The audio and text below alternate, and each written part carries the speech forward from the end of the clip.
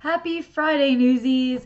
It is I, Becca Lori Hector, your host of Neurodiversity Newsstand, and I am here with you on January 24th for the next installment of Neurodiversity Newsstand, your neurodiversity news in a nutshell. If you are new to the channel, please take a moment and go ahead and subscribe, or you can wait till the end if you liked it and subscribe then. This little vlog is a little weekly summary of the neurodiversity news that has come out. For those of you that are part of the Facebook or LinkedIn groups, these are the news stories that we talked about this week the most. If you didn't have a chance to hop into the groups, this is your way of kind of getting the summary of the big news from this week if you didn't have a chance to read it. So welcome to Neurodiversity Newsstand. What can I share with you guys this week? Oh, I know what I meant to share with you guys this week. I talked about it last week. So I had gotten one of my tattoos. I wanted to add on to it a little bit. I got it a year ago, almost exactly. And at the time, I wanted it to be a night sky, but I didn't want a night sky. And I don't know, it was very complicated. So I kind of stopped where I was unsure. And then I said, all right, I'll come back if I want to add. Because of course, with tattoos, you can't erase, but you can always add. So that's what I did. And I went back a year later to go ahead and have some touch-ups done and add a night sky. So this is kind of hard for me to get on camera. Okay, there we go. So that is my snow leopard with the mountains on top, and it kind of ended there with the moon, and so I had the night sky added in. It's a little dark right now, but as it heals, it'll kind of fade out and soften up a little bit. But yeah, I will tell you that I have lots and lots of tattoos, but we're going to talk about this right here. So it was a single needle up here on this moon, right here in the crease of my elbow. And I have to tell you, I have tattoos everywhere. I've sat for upwards of 20 hours at a time for tattoos, but that spot, that was some painful stuff to get through. It wasn't very long, but it was super painful. But I'm glad it's over with, and it's all healed up nicely, and once it settles in, it'll look good. And it got me thinking, because every year for my birthday, I think it's important to buy oneself a birthday present. I always struggled with birthdays. It's not really my favorite day, probably because of all of the social requirements that follow it around, and it's probably lots of little trauma pieces from all of my small childhood birthday parties that never went well. But what I've decided to do as an adult is, now that I make my own income and I do my own things, I have decided that on my birthday, I buy myself a present. And so I encourage Antonio to do the same thing for himself. Like, there's stuff that you want that really you'd never ask anybody else for, but you know you want it, and it's a big expense, and it's a want and not a need, and all of those things. And your birthday, I think, is the perfect time to splurge on yourself. And it's part of a self-care piece that I like to do to remind myself that as long as I love myself, I can be open to other people loving me. So that was sort of that practice. And out of that, I have sort of the last at least 5 years, I've gotten a tattoo for my birthday because it's the perfect thing. It's expensive. It's not something I need at all. It's just something that I want. And I certainly wouldn't ask anybody else to pay for it. So that's what I do for my birthday. I either save up a couple of years in a row for a really big one, or I do a little small one around my birthday. So I'm trying to decide, although I probably won't decide, that this is enough of a tattoo, just this little add-on, to count as my birthday present. So I'll be thinking about whether or not I want one this year, or if I want to save this year's money for a bigger one next year. So we'll see, because my birthday's in April, of course. Of course, I get an April birthday. Why not? Just another arrow pointing to my autisticness. But anyway, yeah, so I will find out in April or you will find out in April whether I've decided to go ahead and get another tattoo. But yeah, that's really all I have to share with you guys this week. I had kind of a low-key week. I had a lot of catching up to do and little projects that I've been sort of sitting on, and I've been wanting to get off my behind to get started on, but I was really struggling.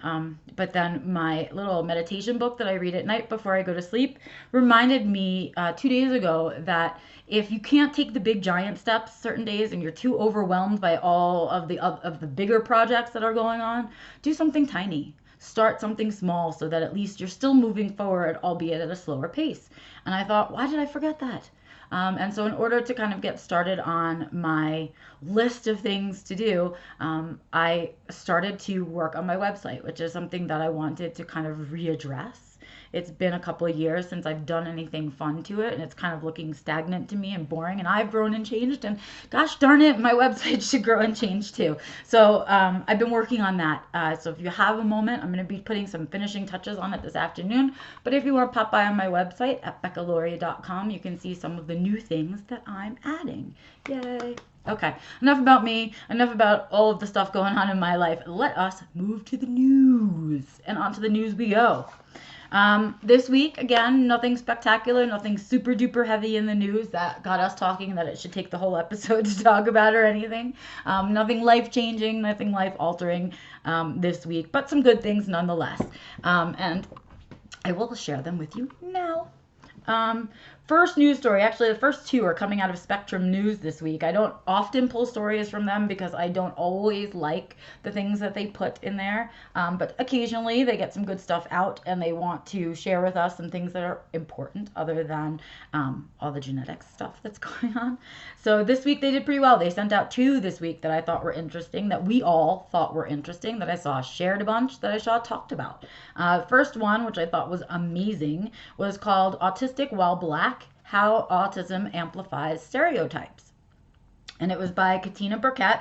And it talks all about the different kinds of bias that a person of color, has to deal with on top of their disability, and how disability is kind of microcultured within that culture. And it's a really, really interesting piece. It was a great perspective, and it's about time we're hearing these voices, right? We've been calling for them and shouting for them and begging for them, and we're finally starting to see that movement, which is good. It means we're moving forward, because this is how we got the women's discussion brought up in our community. We just started pushing and talking and talking and pushing and pushing and getting it in front of people until finally everybody said, okay, we have to address the issue of gender bias and diagnosis and things like that, and we started to see more of those articles. So I'm hoping that this is a sign that we will see more articles and more research for people of color who are on the spectrum.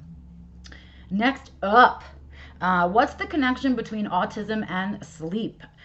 This was a really good piece. And so what I want to talk about is not this particular piece, but the bigger piece it's a part of. So Spectrum News is doing this special report. It's a large multi-parted special report on autism and sleep and all the different components of sleep that affect us, whether it's our inability to sleep, sensory issues, all the different components of sleep and why it's so complicated for people on the spectrum. And it's certainly something that anecdotally we talk about all the time, right? Sleep is a nightmare. Getting it, keeping it, getting enough of it, falling asleep, waking up, all of it is a pain. And I think it's an interesting topic, and I'm glad to see them delving into it a little bit more deeply than just a one-off article. So if you're interested in those things, if you want to do a little bit more reading about autism and sleep and what we do know, at least right now, you can go ahead and head over to Spectrum News and take a look at that whole report. They've got a bunch of featured articles kind of linked together in there. And also, next up, okay, we had, coming out of the Alliance Against Seclusion and Restraint, Mona Delabouc. She wrote about her book, Beyond Behaviors, the Science to... I am boo-boo-boo. Okay, Beyond Behaviors is the title of the book. And what she talks about in this article and in her book is sort of the science behind and the compassion behind solving behavior challenges, and rather using the science that we have and using our compassion as human beings to another human being to help people solve their behavior problems. Because as we know, autistics don't just have behavior problems. Our behavior problems are sourced somewhere. They're sourced in our sensory issues. They're sourced in our anxiety or depression, wherever they are. But we know that it exists. And so what we need to do is figure out the why behind those behaviors in order to kind of reduce the challenges. And so I think that's a really interesting book. I got a lot of feedback from a lot of professionals saying that they really, really like this book and they'll be using it in their practice, or they'll be using it in their classes. So I recommend that we all take a look at this article and at least glance through the book and know what's out there. So that is Beyond Behaviors, and that was in the Alliance Against Seclusion and Restraint. All right, we're ready for our blogs, for our community blogs, and this is one of my favorite parts of the show. So I'm going to share with you the blogs that we enjoyed from our fellow autistics this week. We have a reprint from the Aspergian that was originally published in Different Not Deficient out of the UK, and it was called Why Gaming Can Be Good for Autistics.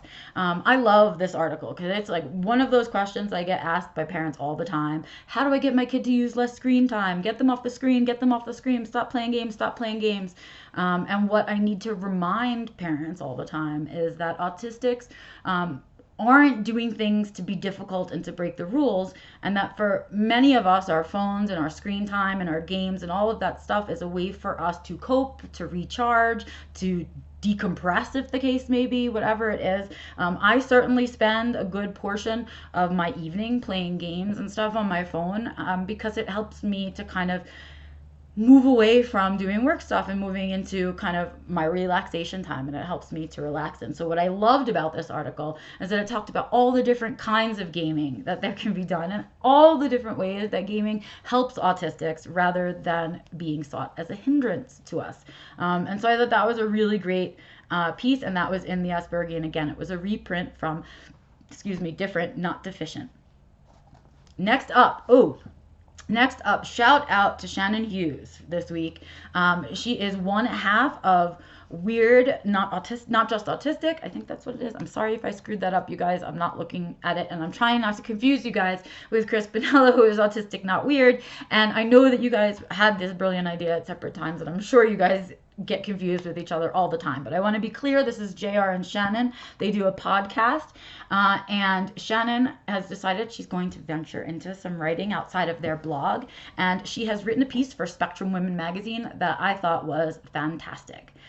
We often see religion discussed, and sometimes it gets heated in our community about what people believe and what they think. But I loved that this was her personal experience moving through life with a religious family and then kind of having to make adult decisions about what that meant to her and whether it worked into her life. And so shout out to you, Shannon Hughes. Really great written piece. It's called Proverbs 31. What? And it is out at Spectrum Women now. Got a lot of play. Saw it shared a whole bunch. I hope you're feeling the love, Shannon, because I saw it get really, really loved on this week. If you haven't had a chance to read it, of course, along with all the other articles that I share, will be in the description of the video. And next up, a meme. Good meme. So Actually Autistic and Angry this week came out with a fantastic meme. It talks all about kind of the reverb of trauma and how it kind of having repeated trauma through your life, the trauma of perhaps not being diagnosed, etc., or the trauma of the stigma of autism, living with that all the time, and kind of how it rewires your brain and changes your thinking pattern and how you feel about yourself, etc. And so I loved this meme. I saw it shared all over. I personally shared it like 4 times. So I thought it was really, really, really good. Shout out to you at Actually Autistic and Angry from me. I will give you guys that meme so you can take a look at it. Next up, I want to give a shout out to Anthony Padilla, who is not a member of our community, but he is a member of the YouTube community and very popular at that. And this week he gave Autistics the spotlight. This week he did he spent the day with Autistics. That's what he does. He spends the day with different groups of people and he interviews a few different people part of that community. And this week he interviewed 3 Autistics. They were all young adults, which is fine. That's his audience. But it was great to hear the positive language coming out in this video from a mainstream source. So thank you, Anthony. We appreciate it. Go subscribe to his channel. I love all the stuff that he does. Actually, I think his interviews are fascinating. So shout out to you, and everybody take a look at it, because I was excited to see all of this positive language and truth being told right there on my screen. Made me happy. So thanks a lot for that, Anthony. And last up, the one thing that I wanted to share with you guys that is an opportunity for you to do something. This year is the 30th anniversary of the ADA, the American Disabilities Act, and the Disability Visability Project is going to be doing a contest of sorts. They're going to be doing they're doing a call for stories. What they want to do is focus on people of color. People of color, yay! See, I told you, it's coming out twice, and this is what happens. You build on the momentum. So autistics of color, please build on this momentum. Okay, but that is what it is. They are doing for the 30th anniversary. They want to hear about the perspective of folks who are disabled and are people of color. So please, the deadline for that is February 28th to get your story in. So if you are out there and you are listening, or you know someone else who might be interested, please send them over to the channel so they can get the link and go ahead and send their story in. Again, that's due at the end of February. And that's about it for news this week, you guys. Again, kind of a light week. That's okay. We know we pick up again in the spring because, of course, Autism Acceptance Month comes about, or just Autism Month. I'm just going to keep calling it Autism Month. Comes around in April. And so I'm sure we'll see some more news there. But in the meantime, I just want to see your blogs. I am so proud of all of my fellow autistics and the vulnerability and authenticity and the courage to share some of these personal viewpoints. And it's really inspired me because I'm going to be working on a book that's going to be really hard for me. I'm going to have to be really vulnerable. I'm going to be sharing my story of what it was like to kind of journey through the diagnosis and illness and death of my mom. And in a place where she had always been my caregiver, and then all of a sudden I had to be her caregiver. And so it's going to be a vulnerable place, but because so many of you out there are sharing your vulnerabilities, it's given me the courage to share mine more deeply. So I am going to be doing that. And for you guys, for the 9 thumbs uppers out there, because I'm still at 9, I haven't gotten past 9. So for the 9 thumbs uppers out there, and those of you who watch regularly, there's about 50 or 60 of you guys that watch regularly every week, guaranteed. And I know I shared a little secret with you guys at the end of the video last week, and I am here to confirm for you guys who stay till the ends of videos that I am going to be doing a second video a week. I am going to be sharing with you guys again, a more vulnerable side of myself. I want to be doing I'm going to be sharing more of the stuff that I share in the beginning of Neurodiversity Newsstand, more of my personal stuff. And I'm not going to share it on social media. I'm just going to put it out once a week, I think on Tuesdays. Tuesdays is the day that everyone's recommending you do YouTube, and Tuesdays is a perfectly good day for me. It's far enough away from Neurodiversity Fridays that I can manage it, I think. So I think on Tuesdays, at some point, I am going to be doing a little vlog about what's going on in my life, kind of what I'm sorting through in my own stuff for the people that aren't that interested in that but still want to watch a newsstand. So that's for you guys. That's for my 9 thumbs uppers. That's for the 50 or 60 of you that watch religiously and see till the end of the video. Again, I'm not going to put it on social media, so if you want to see it, you're going to have to subscribe to this YouTube channel and hit your notifications bell so that you can get notice that I've released it, because I'm not putting it anywhere else. It's just for you guys, just for my YouTube fans, and I'm not sharing it elsewhere. So that'll get started next week. I'm going to give it a go. I'm not sure what I'm going to call it yet, but I was thinking about calling it Just Us, because it'll be just us, just a few of us. And I don't know, we'll see. I'll take some input. If you have any ideas for what I should call this cute little thing that I'm going to do now once a week with you guys to add some layers to the YouTube, let me know. I'd love your ideas. And I'm also working on a newsletter of sorts, a monthly kind of offering that you guys will be able to sign up for. And I'm going to share with you guys kind of book reviews or books that are coming out, my tips for living and surviving and thriving on the spectrum, little pieces of my personal stuff, and whatever else I have going on that I want to share with you guys. So yeah, you'll be able to sign up for that soon. That's part of what I'm redoing on the website. So I've got some stuff coming up. I'm moving forward, chugging along with the word flower and making myself blossom without looking at the other flowers around me. And with that, I leave you guys with, if you're new to the channel and you've enjoyed this video and you have not yet subscribed, please go ahead and hit the subscribe button right below. And don't forget to hit the notifications bell, because that's how you'll know when the video drops, since I drop them at all different times on Fridays. And lastly, if you enjoyed this video, you guys, thumbs up me, please. If you hated this video, thumbs down me. Tell me in the comments what I'm missing. Tell me if I missed something. Tell me in the comments what you're loving. But please give me some idea. Give me some feedback about what's going on. And those thumbs ups and thumbs down tell me a lot. So I'd appreciate that. I'd like to beat 9. Get me to double digits. Who's that one extra thumbs up out there? I need you. In any case, so yeah, go ahead and subscribe to the channel. You can go ahead and hit the notifications bell. I will be back next week with the next installment of Neurodiversity Newsstand next Friday. Until then, you guys have an amazing weekend. Do something fun with it. Then share it with me in the comments. I love knowing what you guys are up to. I myself am not 100% sure what I'm doing this weekend. I haven't decided yet. I'm hoping I'll get some good hiking weather. I'd like to do some reading, and I, of course, have some writing that I would like to be doing. So that's probably what I'll be up to until we get ourselves out of winter. But we'll see. Maybe something cool and fun and unexpected will happen this weekend, and I'll share it with you next week. Until then, have an amazing week. Take super good care of yourselves. Remember to be happy and smile, and everything is your choice.